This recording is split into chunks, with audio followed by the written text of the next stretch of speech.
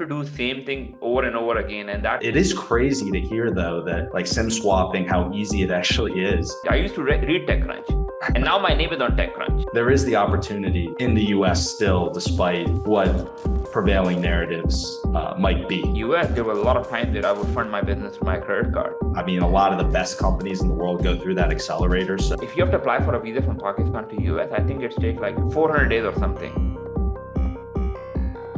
Haseeb, I appreciate you coming on. This is going to be a fun episode here. How's your day been? Pretty good, Will.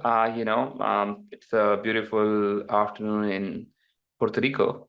So it's been a wonderful day so far. Awesome. Yeah, well, I'm really excited to dive into your background, what led you to doing what you're doing today. But before diving into all those details, I'd love to just give you the space to talk a little bit about your background and your journey up until this point. So I am Haseeb Awan. I co-founder BitAccess. BitAccess is one of the largest Bitcoin ATM network. We had 10,000 locations, around 500,000 clients publicly. And then, so we started that in 2013. I got involved with a lot of earlier projects. I know a lot of people would say, oh, I was in ICOs before they were cool, Yeah, I mean, it sounds like you've been around for a while. Like, Mastercoin. Yeah, well, 8 years is pretty much like, I don't know, it's like a decades of work in crypto. So got involved in 2013, started a company and went through Ycombinator, and so pretty involved with the crypto community. And in the meantime, I realized that security is being a bit massive issue in cybersecurity in this crypto. Like if you look at all the hacks that happen every day, I'll give you an example about like 6 trillion were hacked. Like there was $6 trillion worth of damages this year in like not crypto, but overall cybersecurity. So I realized I was getting hacked a lot of time because of Bitcoin background. People will attack you. And the most common attack for me was SIM swapping. I got SIM swapped 4 times. So the people who don't know, it's basically if you have an account with T-Mobile, AT&T, or Rogers, or anyone carrier, you can actually walk into a store, bribe the person on dark web, and they'll transfer your number to your number. So I said, this is a stupid problem to solve. Like, this is like ridiculously easy to take anyone's number. Like literally, you just have to pay someone $200, and now the number. And if you look at my number is my social security number now.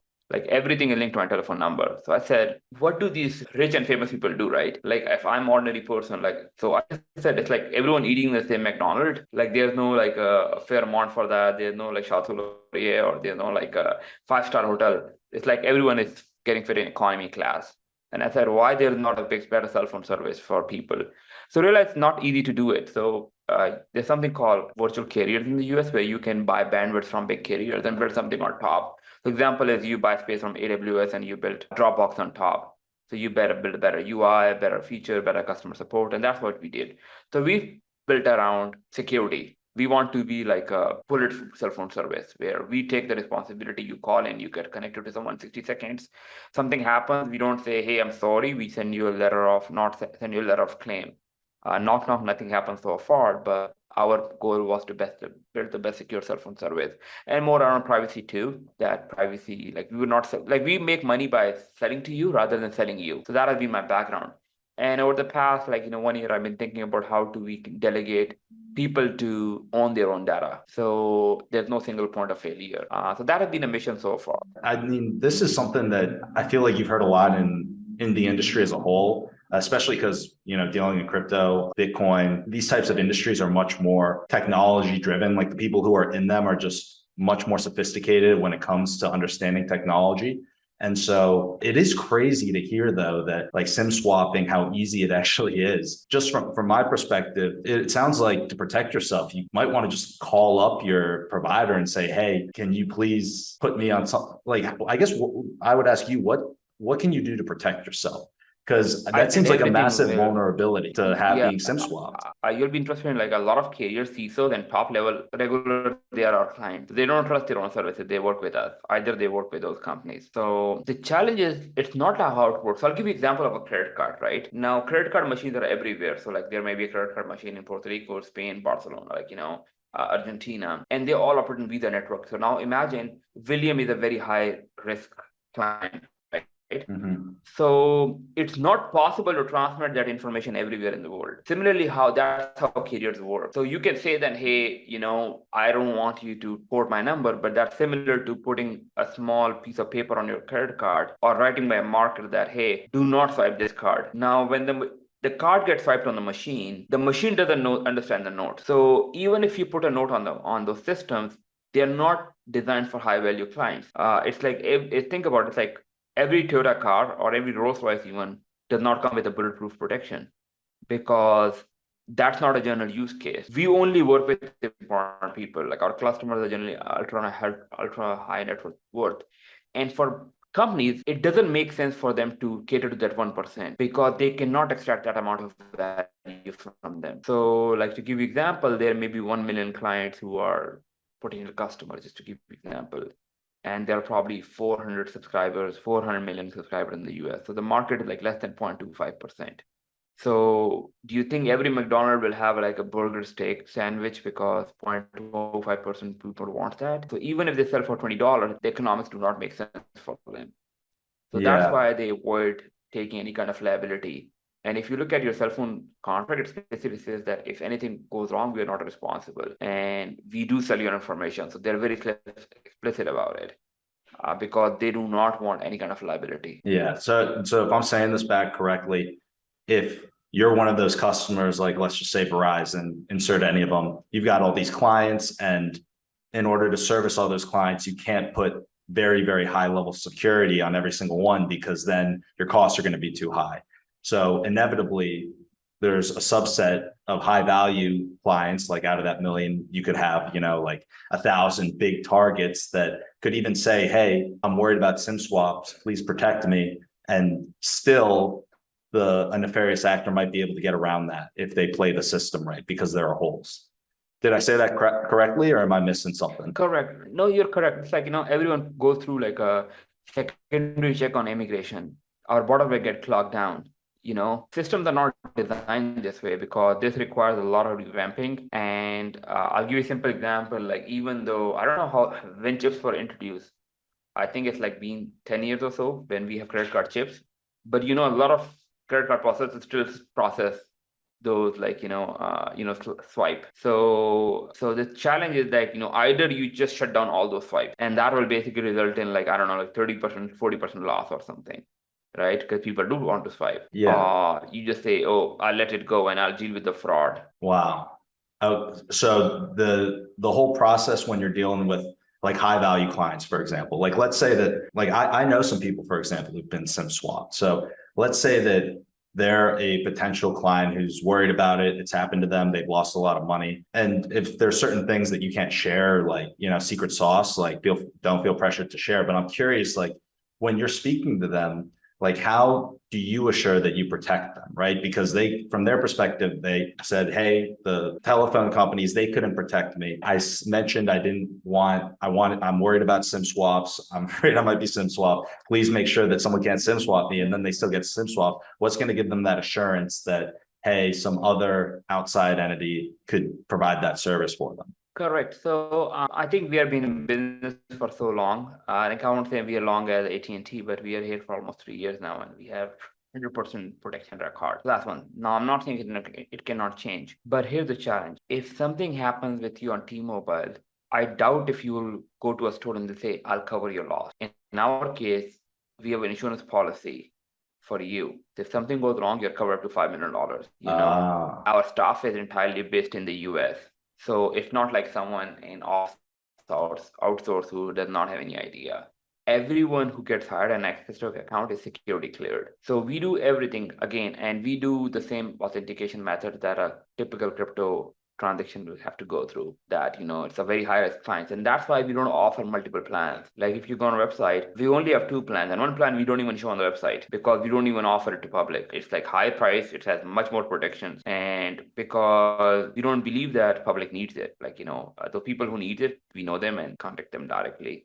But even for regular plan, we only have one plan, $100 per month or $99 per month. And we don't offer you Netflix, we don't offer you like Hulu or those things or device plan. And that's where mistakes happen because people have to make changes every day. We just say one plan. The only reason when people will contact us is because if they are leaving the service, and then our entire army or our entire thing go off. Okay, alarms are on, it's happening here. But on general clients, they have to make it convenient because people want to upgrade their plan, they want to add family, they want to have discounts, they want to random stuff. So they have to make a system that works for everyone. Otherwise, they have to train their employees, I don't know, maybe 100,000 employees on a high level security. And the churn rate in those industries are very high. So I guess taking a step back, one thing that you mentioned that I'm actually really curious to dive into as well is your experience at Ycombinator. Yeah. Ycombinator is one of those accelerators that is almost like the Harvard or like an Ivy League for startups. And I don't know what the exact acceptance rate is, but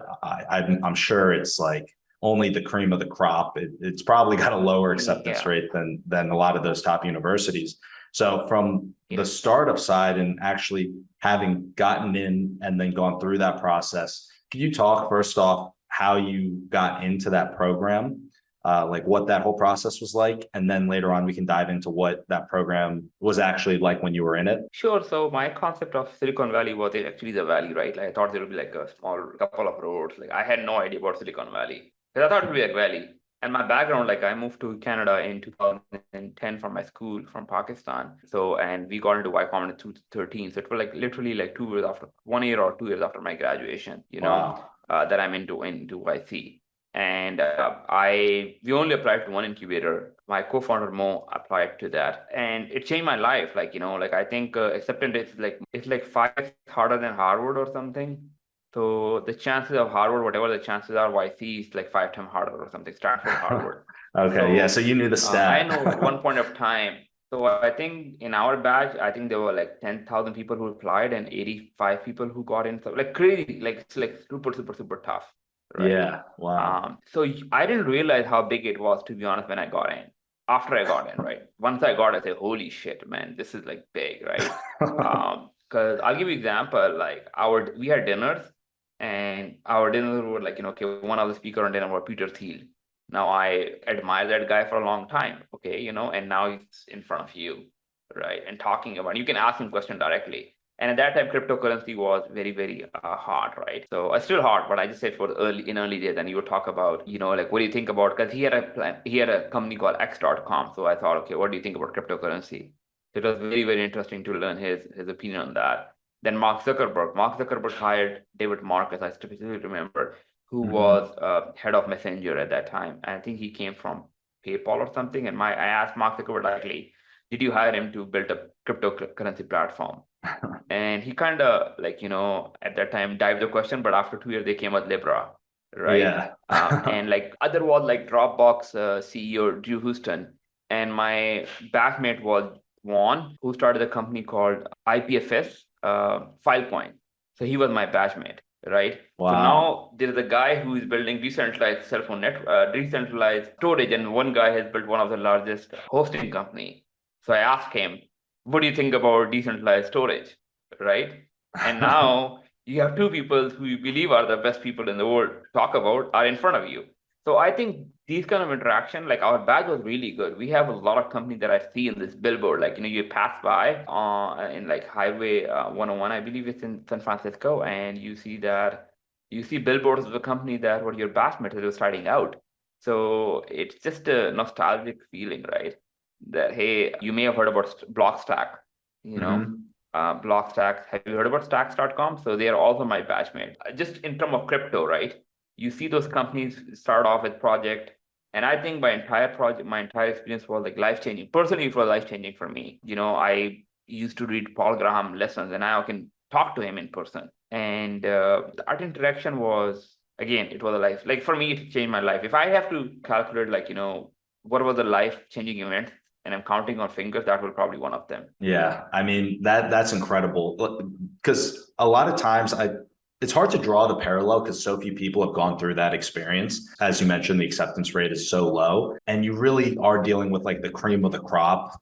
I mean, a lot of the best companies in the world go through that accelerator. So some of those stories are incredible, like the networking. It's almost like the reason why you go to college, right? For a lot of people out there listening, it's like you go to college not so much because you're going to learn some mind-blowing fact in a classroom or that you're automatically going to get hired for the best job. It does help if you go to a good university, but it's more so for that net and the friendships you build and everyone that you meet when you're going through that. And so, yeah, I can only imagine that going through something like YC for a startup, just being able to network and meet and learn from and talk to some of the brightest minds in the entire world of business. I think that that is just like an incredible ROI. Whereas I'm not necessarily convinced on the traditional schooling system, if I'm being quite honest, in terms of the Yeah. value of that. But I could see something like that going through an accelerator with that No, type of network. 100%. And I think William is all about like when you like my background is like I came from Pakistan, I told you, right? So like it was always like we used to listen about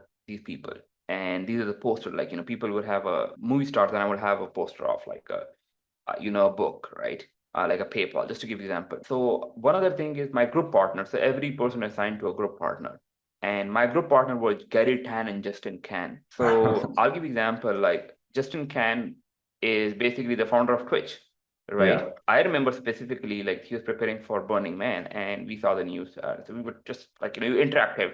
And this guy sold like $1 billion while we were in the badge. Like you're sitting in front of a guy who sold his company for $1 billion and he's giving you time. How awesome is this, right? He can teach you all the things of gaming, right? Like this is how that Gary Tan, one of the greatest investor. Now he's the CEO of Y Combinator. He's my group partner, right? And those things for me, it was like I always used to think about like which kind of people are those, right? Like who build those companies? How would like if I'm looking at Will, like I may have seen him on the TV, but I'll see, oh, what does Will eat, right? What does music he does? Yeah. Like, how do they live, right? Like, what does he do every day that basically gives him superpower to some awesome thing? But if I spend a team with Will, I'll just say Will is probably just like me.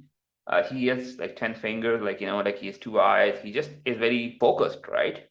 And these are things that he do every day. Mhm. It's like a body. You see like a guy who goes to a gym and he has a really good body and you say, oh man, how did you build such a body? And you spend like a week with him, say, okay, I can actually do that. It's not like difficult. So for me personally, and again, this is kind of emotional for me because it changed my life, right? Like Yeah. I was able to get into US because of YC. I was able to build connections like TechCrunch. We got mentioned in TechCrunch. I used to read TechCrunch, and now my name is on TechCrunch. Yeah. And so all those things, man, like it's again, I don't emphasize, but I recommend strongly someone who wants to change his life, they should go to YC.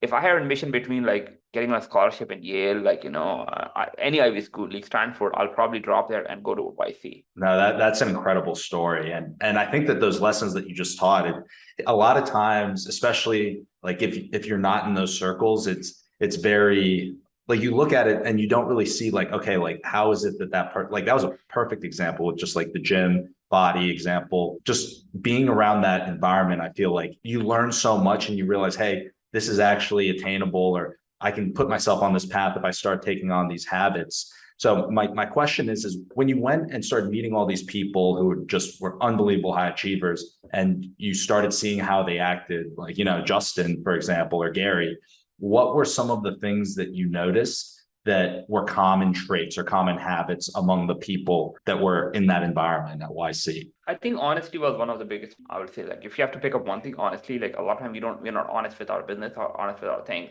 Like I may want to achieve the same body, but I may not be willing to put the work in it and focus. Mm-hmm. Like how straightforward this was. What I've realized is like, you start writing down things, like in a business, like simple is better. The more simple your business is, the better it is. Like what is one thing that your business do? Like in our business, like, we provide secure cell phone service and we say, oh, can we provide them like a American Express kind of experience where we can take in their calls and, book hotels for them because we're a premium service, right? Can we book hotels for them?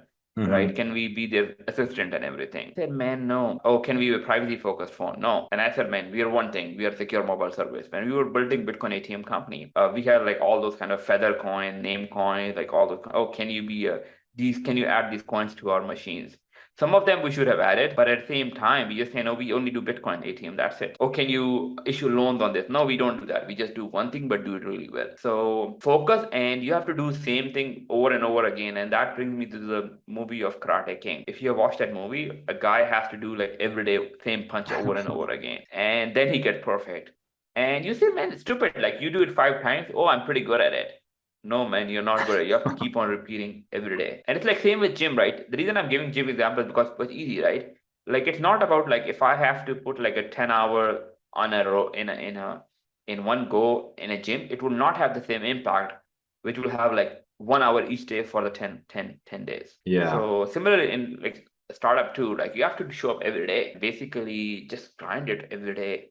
And frankly, one thing about startups, what I've seen is this is like totally different from it. Is like you actually have to love what you do. If you just do it for money, you'll be disappointed because there's a lot of times where there's much more money outside in other things that you want to chase. And it's like it's like again sports, right? You don't play soccer because you want to make money playing soccer.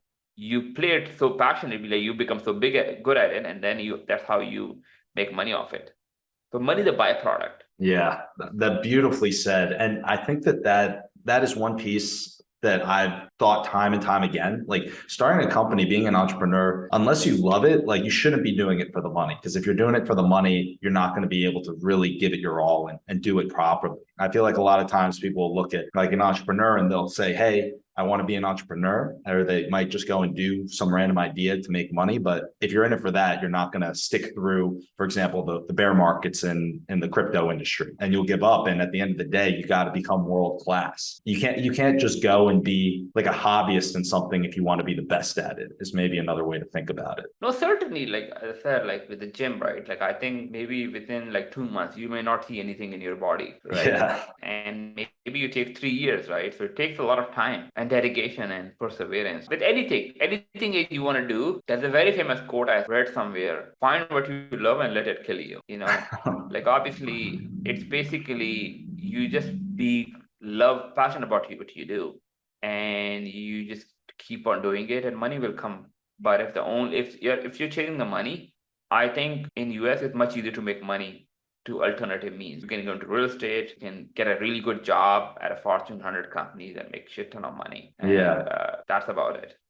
I'm so curious because you also like you have the YC experience and like the experience, in the US, but I mean, what was it like growing up in Pakistan, your life before YC? Because I feel like that's something that a lot of people don't hear about, especially like when you're from the US or based in this country and you just grew up here, you don't really get that whole 360-degree view of what it's like growing out somewhere outside. Like you're talking about a lot of opportunities here. Like what are some of those major differences between the US and where you grew up in Pakistan? A lot of people say, oh, US is falling down, like US is basically broke and US is this and US is this. And I say, man, for someone who was born in US, you guys don't know that how much privilege do you have, right? Mm-hmm.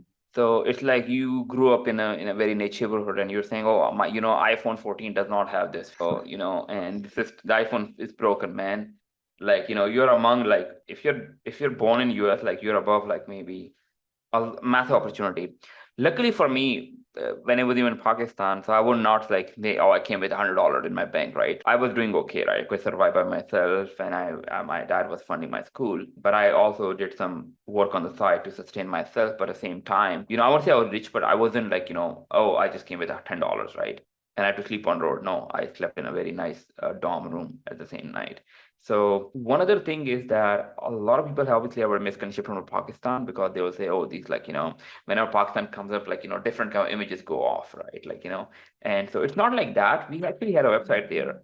It's called Pack Wheels, and where people will just buy and sell cars.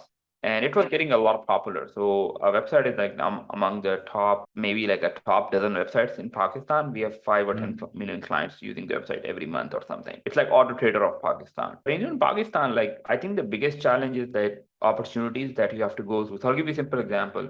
A lot of my friends used to you cannot have a PayPal in Pakistan. So now it's basically a very, very stupid thing. Like, think about it, you can't do a PayPal. Now, people have alternative, but it's a small thing that people will not have access to, right? You cannot have a credit card. Very hard to get a credit card there. So now, in US, there were a lot of times that I would fund my business through my credit card. In Pakistan, I could not do that. There was no such laws a friend of mine, Kumar, he says bankruptcy laws in the US are the most strongest one, like the best one for entrepreneurs. Like I've never followed a bankruptcy. Think about it. You take a massive amount of risk and you can just walk away with it. Now we can talk about it's bad or something, but the founder is not liable for it. This allows them to take massive risk. But a lot of people Mm-hmm. who went through bankruptcy, they came back and bounced very well. But think about it, if they were all buried in loan and they would end up in jail, we may not have those companies. And failure Yeah. is always like, celebrated in Silicon Valley. Like, you meet a lot of, I would have to hide how many times I would have failed, in multiple countries, not just in US, but a lot of like outside Silicon Valley. But Silicon Valley,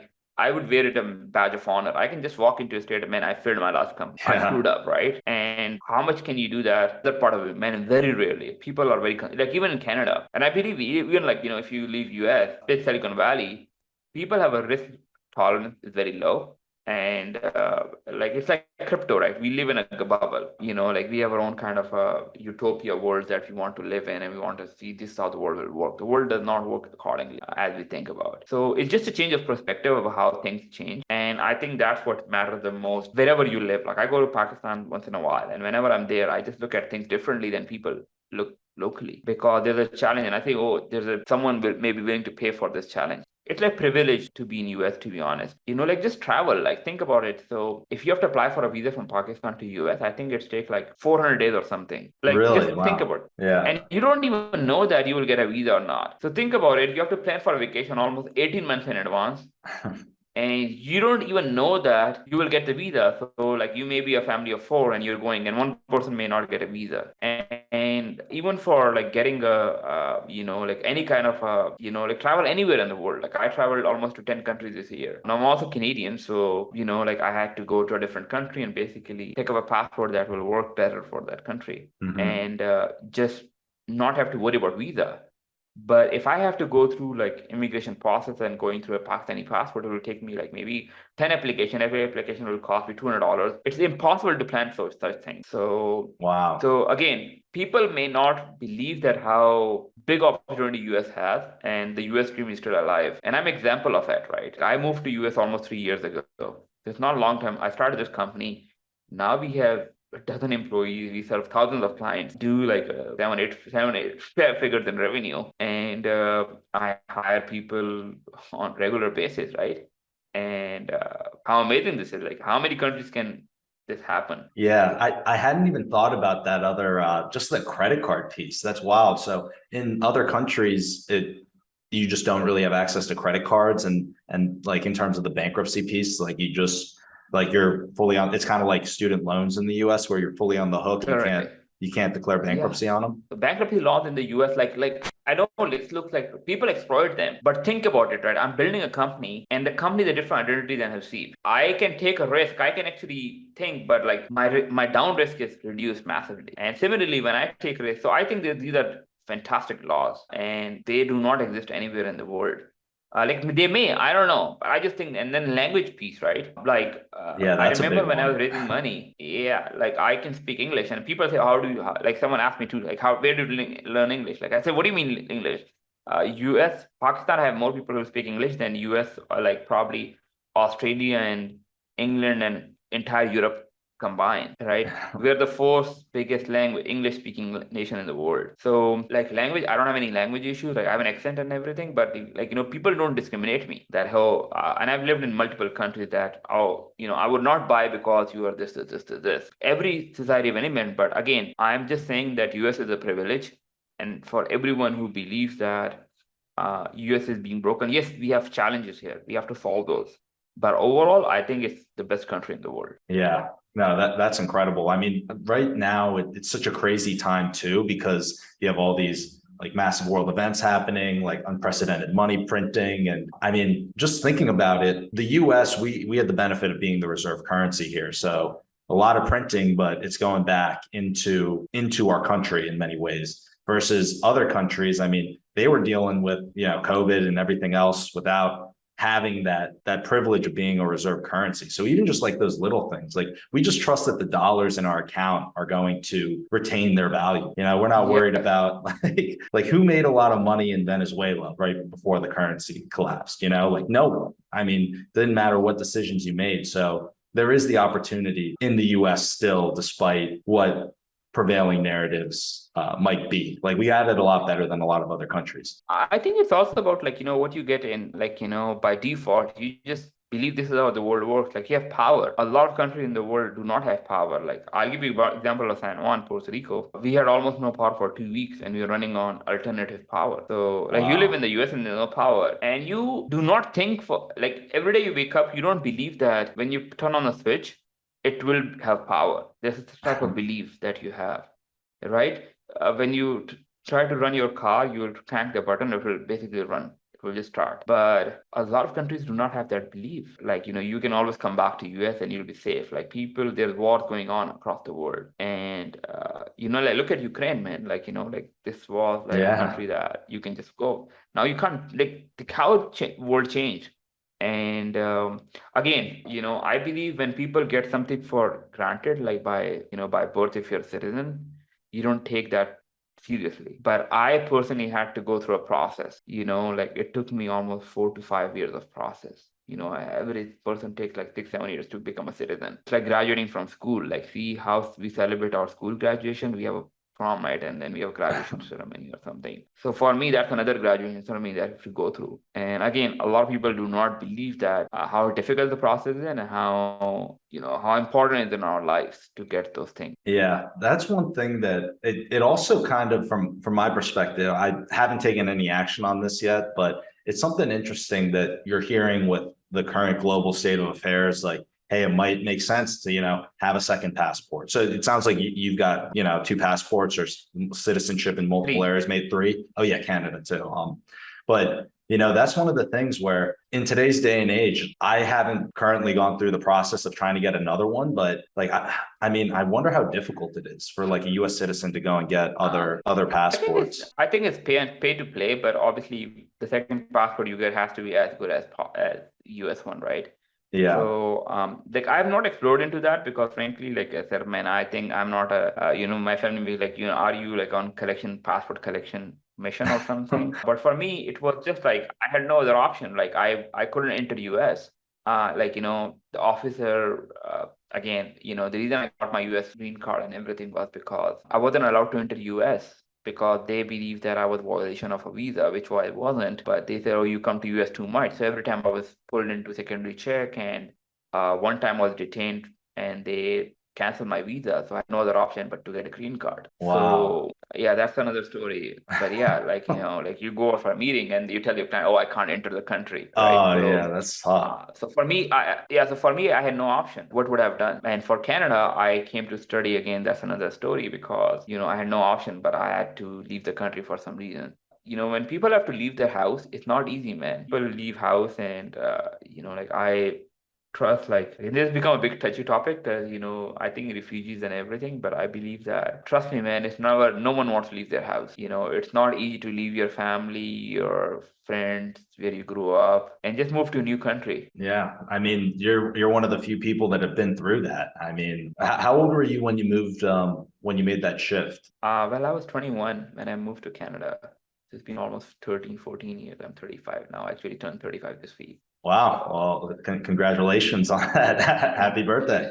But belated thank you. birthday. Yeah, I mean, it feels like going to another country. Like I've traveled like briefly, like for work and stuff. I was recently in Vietnam, went to Portugal, but and I the experience of traveling, yes, it was kind of a pain dealing with it, but it was just an inconvenience. It wasn't a question of, oh, am I going to be able to get in or not, or I didn't have to plan like months in advance. It was, hey, I can start planning the week before and still make it there, which is just unlike any other process that I feel like everyone else goes through when they're traveling. But it almost makes you think it's like, okay, well, yeah, it's just kind of crazy like to think about like all these rules that make it so difficult for certain countries and so easy for citizens of other countries. I don't really understand what the big benefit is there to doing that. Like why it's set up that way. It's like I'll give you like COVID. Like last year we had COVID, so we had to like a lot of people complain. Oh, I have to get a test. Now again, not getting into a test or something like not good in those like controversies. I'm just saying that people had to get tested and they were panicking. Oh, why do I have to take? It's such an inconvenience, right? That I have to get a test and everything. And for me, like man, I had my passport because I used to travel a lot. I remember I used to go to Japan a lot. So Japan will give you a visa. It's only valid for one entry. So, and I had to go literally every month to Japan. So I would come back, and the day I come back, and next day I go to embassy and ask them to stamp my passport again. They'll stamp my passport, and so I'll pick up like 2 days or 3 days before I go, and I'll go. So I used to do that for almost for 2 years. Oh my So God. and so passport has pages, right? I think 50 pages or something. So after like maybe like 2 years, my passport will expire. So I'll just give the passport back and I'll wait for another passport. And so in a way, it was kind of a like a kind of a medal, right? Like my passport expired because of stamps and everything. It's like a cool thing Wow. to do.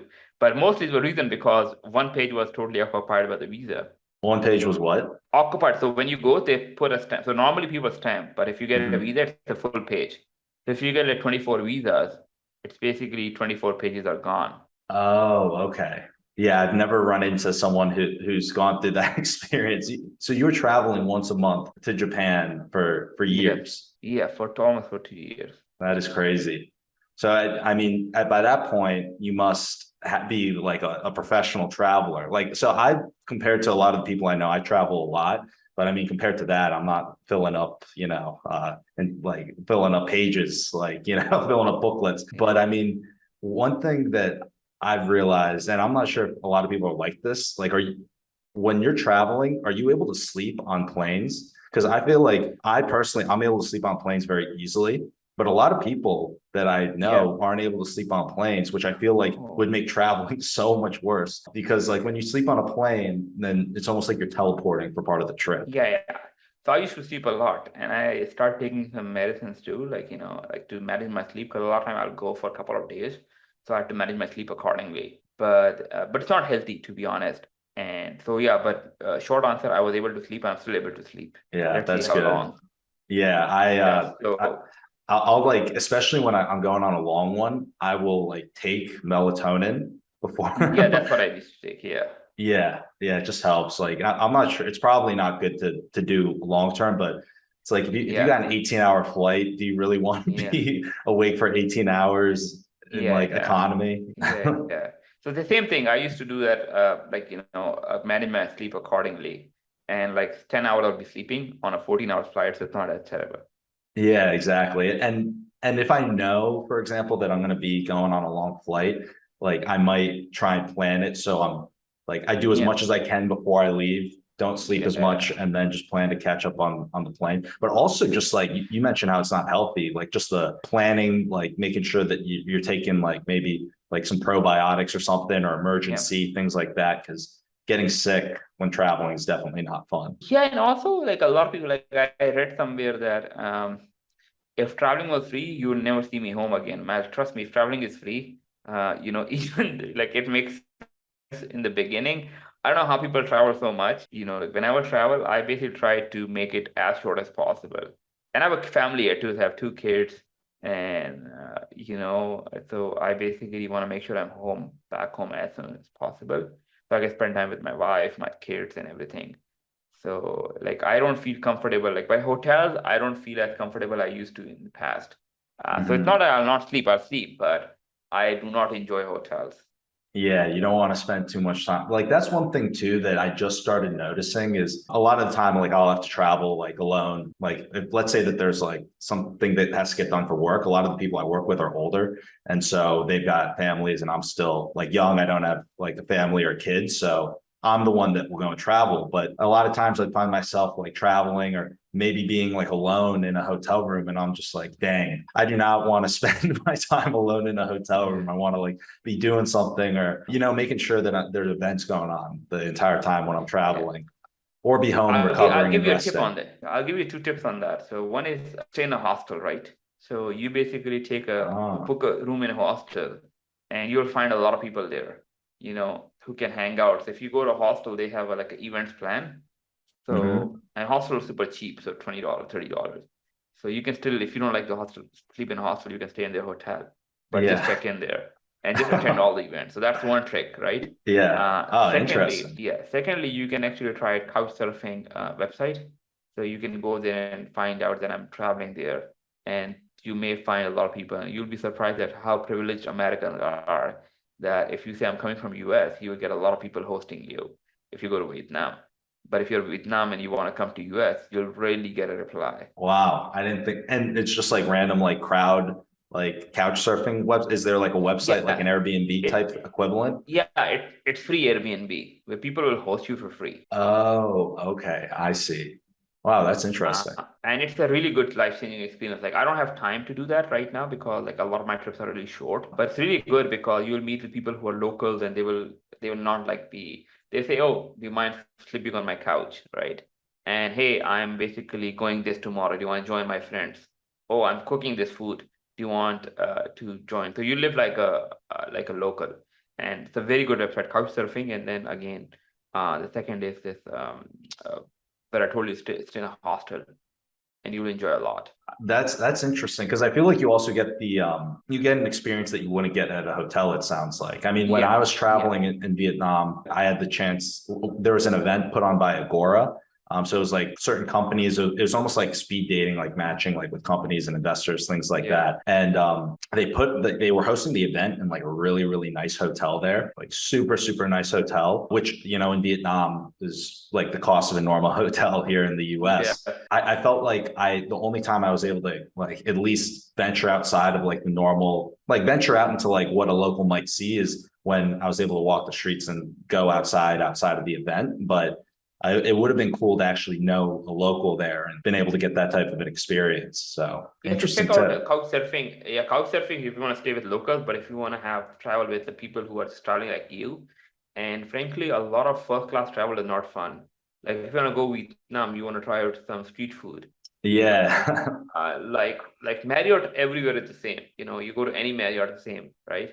Yeah. You get the same food, but if you go to Vietnam, you want to try something local. So that's the only couch surfing is the way because they post meetups, and that I do a lot of time. That if I'm bored and I have a specific day, I'll just say who's around, and people will just match up. Wow. Interesting. Yeah. I ended up trying the It's like street Tinder food. without the fun. Yeah, there you go. For everyone who wants to check out like the, the couch surfing Tinder. Yeah. Yeah, When I went, I did try the street food. But my like Saz Mining's president and chief operating officer, he used to travel a lot. He doesn't travel as much anymore, but he was giving me like tips, and he gave me the very useful tip of saying, "Hey, we got all this work and you got to be on for this portion." And then there's like a couple days after where I the event was over where I was just going to explore the area. And he said, don't try the street food until after the events because it could kind of mess you up a little bit. yeah. And yeah, I ended up taking his advice. The food was good. I'm trying to remember. I can't remember the name of this one dish that I thought was so good, and I'm blanking on the name right now. But then I did Now end up you're getting making me hungry now. yeah. After the podcast, we'll go grab some food. No, the Yeah, food that I make now is just talking about like what we are talking about earlier with fitness and all of that.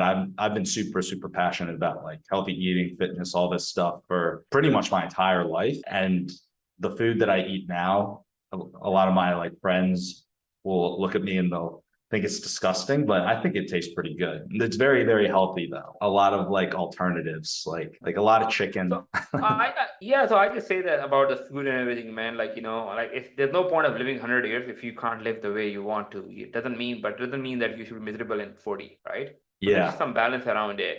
That hey, it's more about the quality of life. Cause so yeah, about the food, right? Like I'm not saying you should basically only be eating bad food or but what if you do not enjoy a good steak ever in Oh your life? yeah. Like You, what's the you can't point be of that giving up the life? steaks.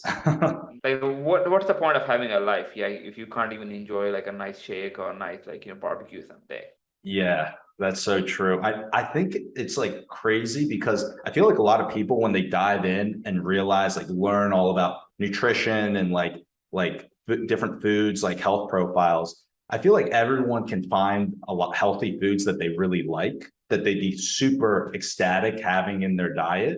But a lot of people just I feel like will eat certain things thinking they're healthy when they're not, and will avoid certain things that they like that actually are very healthy and that they could just be eating what they like and having and Yeah, like that's one of the things where like I love like chicken and I love like wraps and things like that, like chicken club wraps, things like that. So I just substitute like a low calorie wrap equivalent. It tastes the exact same as the normal tortilla, except it's got less calorie and more protein, and it tastes the same.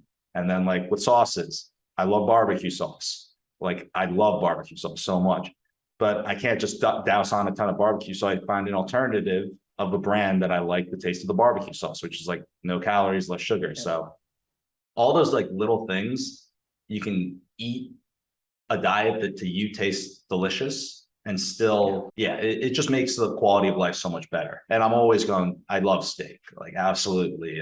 What's your yeah. favorite food? Steak, obviously, you can't compete steak with anything. Like a good, like medium done steak with a barbecue sauce on a beautiful day. with some lemonade. You Yeah. can't beat that any time of the day, any time of the, like you can have it for breakfast and no problem. I like biryani. I don't know if you try biryani. What is It's it like called? a biryani. It's like a spicy rice with lamb. Oh, that sounds good. Yeah, and then we have the those like shawarma are really good. Oh Like yeah. in like obviously it's meat and like some rice and like some salad, like whatever it combination it goes with, it always work. You know, I'm not a fan of chicken a lot. I prefer lamb, goat, and beef. Oh, yeah, But lamb is very good. I'm a big fan of yeah. lamb.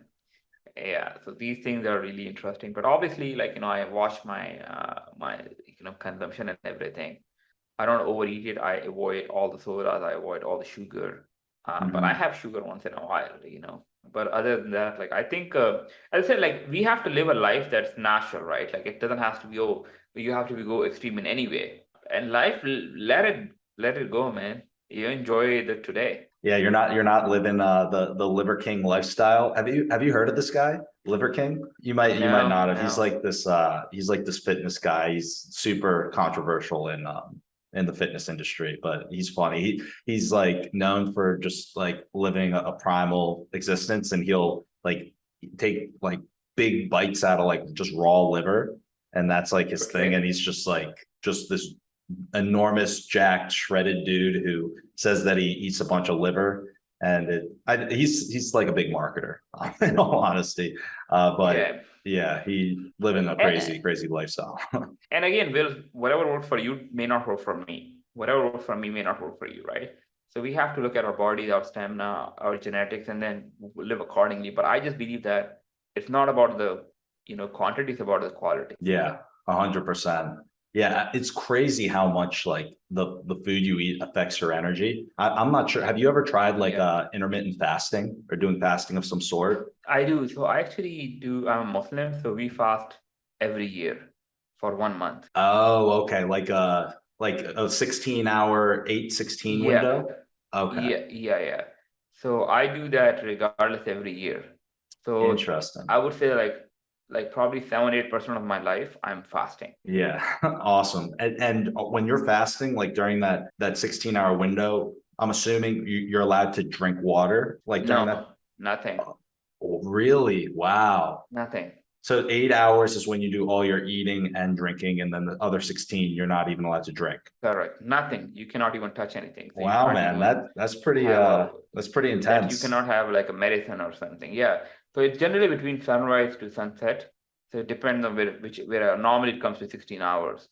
But yeah, you can't eat anything. So I do that, and otherwise I will skip like my lunch from time to time too. I try to eat twice a day, and I do fasting. So I don't follow like those specific formulas, but I just try to, because I know I have friends who have done about 16 days or something, but I 16 haven't tried days it. like Yeah, of just no food. no, just yeah, I haven't tried it. A lot of friends have tried it. Wow, that But is intense. yeah, I yeah, because I've tried a lot of different types of fasting. I've tried like a dry fast where it's like no water or food for 24 hours. So that's the longest dry fast I've done. And then I've also yes, done a 3 day fast where it's just like no, just water for 3 days. And then every single day I don't like count the window, but I'll just not eat all day.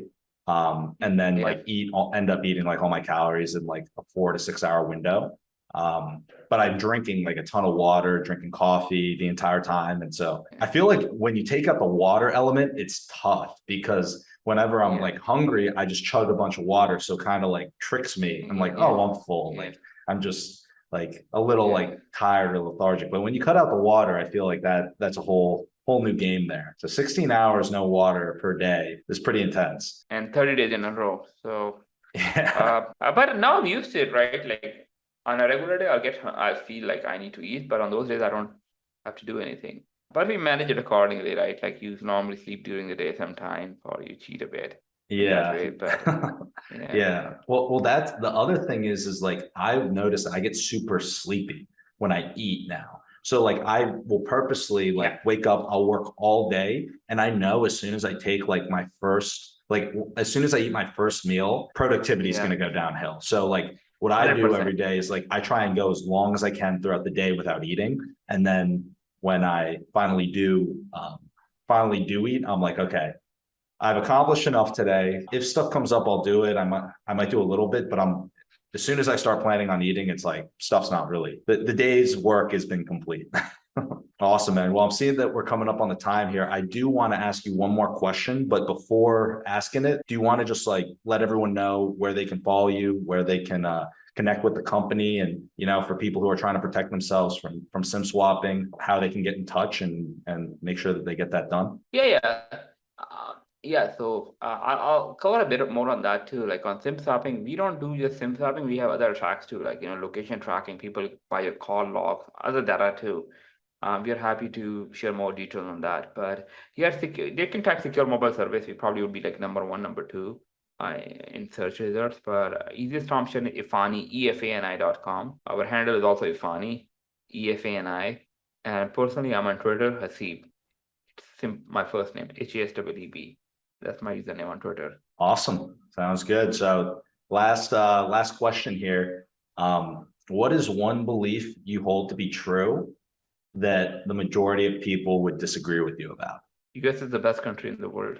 And what's the rationale for it? And just also the reason why I like to ask this question is it's interesting because you have all these interesting life experiences and things you've done. And you've come to whatever the belief is, it's like this is one of the beliefs that you come to that if the majority of people disagree with, it's like a little insight. It's like the Peter Thiel insight. That's why he always asks that question. Yeah, I think so. Let me. US is the best country to in the world to build a business. Okay, let me just be clear. Because when it comes to like, there may be other methods where other countries may be better, but and the reason for that is laws and like acceptance too, and like again, you mentioned earlier that we can print as much money and we don't have to pay for the debt. Like how cool this is. Like it's like your business and you can just run and everyone have to basically, so if you print more money, you can cause inflation, but that inflation does not impact you directly. Inflation impacts the entire world, but you're the one who's benefiting from it. So the laws, like bankruptcy laws, like credit thing is very, very good. And then like ability to raise capital and take more risk and build something, and people are okay to take risk on you. When many countries it may not. There's a very famous quote, like it's much easier to make your client your friend than make friends your clients. So a lot of people will say, "Oh, I love for you to be my client," but they will never buy your product, and the strangers will buy your product. And then when you're successful, you'll not see those strangers anymore, but you'll have friends around you who will be there to celebrate your success. But when you were drowning and you were basically in challenge, no one will buy your product to support you. Yeah. Very, very fascinating stuff. Well, man, this has been one of the most fascinating conversations we've had. I mean, this was a lot of fun. We're gonna have to get you back on. And yeah, thanks again for coming. I appreciate it.